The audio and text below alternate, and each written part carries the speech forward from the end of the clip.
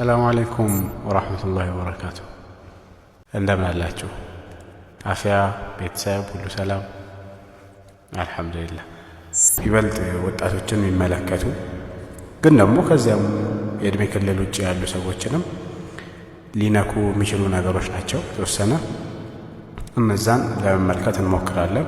ልንሰራቸው የሚገቡ ነገሮች ሆነው የተዳከምንባቸው ወይም ደግሞ ልንርቃቸው የሚገቡ ነገሮች ሆነው የምንወድቅባቸው ነገሮች ናቸው።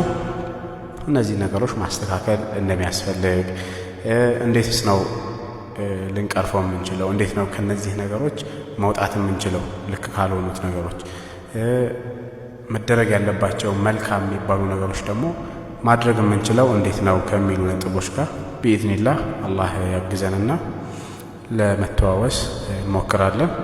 በዚህ ክፍል ደግሞ ሪዝቅን ለማግኘት ብለን የምንንቀሳቀስበትን አብዛኞቻችን እንግዲህ በዚህ እናሳልፋለንና ስራን በተመለከተ የተወሰኑ ነገሮችን ደግሞ እናነሳለን።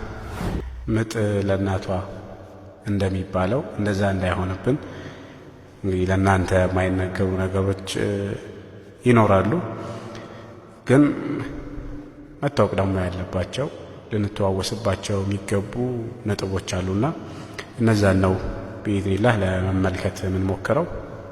አልፈስሉ ታኒ ሁለተኛው ክፍል